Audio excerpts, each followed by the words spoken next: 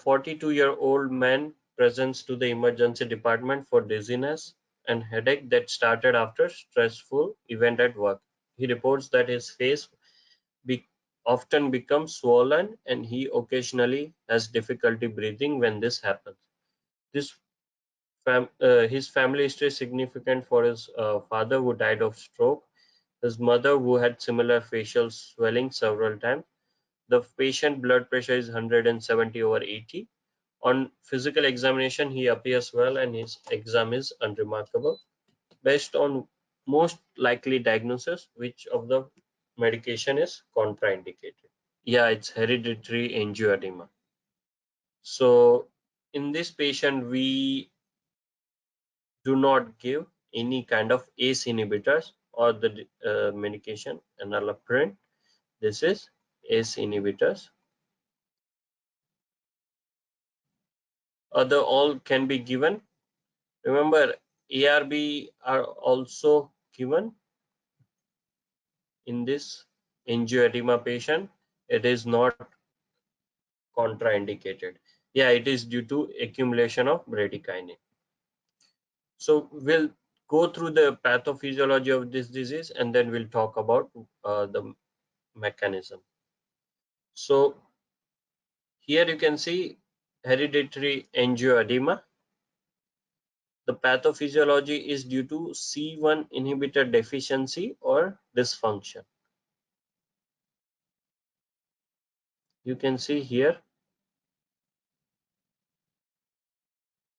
whenever there is C1 deficiency, C1 inhibitor deficiency, there will be accumulation of C1, there will be accumulation of kininogen, because C1 inhibitor deficiency causes kallikrein to be inactivated.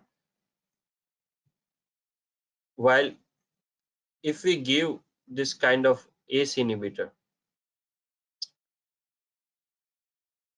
this will causes increase of kininogen to be converted into bradykinin, and this bradykinin increase will cause them to have angioedema without urticaria. Like they don't have pruritus or any kind of urticaria, they just have angioedema, and this activated C1 can cause increased complement activation and causes C4 consumption. Okay.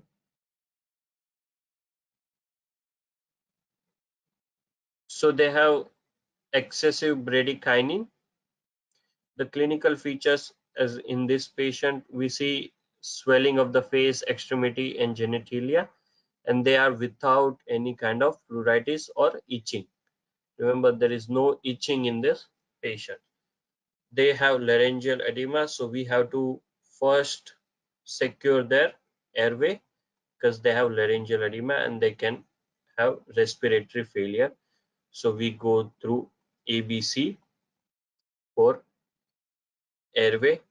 We have to remember the check for the laryngeal edema and do appropriate like intubation to decrease the airway dysfunction. Patient can have colicky abdominal pain. They can have vomiting and diarrhea. The diagnosis can be made via low C4 level or low C1 inhibitor protein or function. Management is C1 inhibitor concentrate. There are two types of angioedema you will see in the exam. One of them is when there is a mast cell activation or there is a activation from the and release of histamine.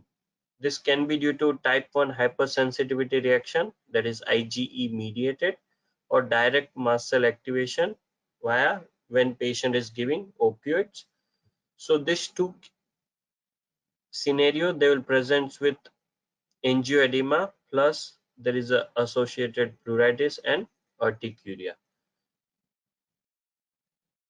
While in the patient with angioedema and in the drug-induced angioedema due to ACE inhibitors, there won't be any pruritus, there won't be any itching, and there won't be any red marks on the patient that are itchy.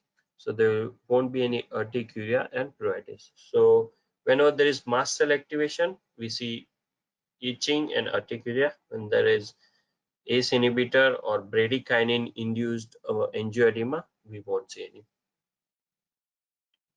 Thanks for watching. Please give a thumbs up and subscribe for more.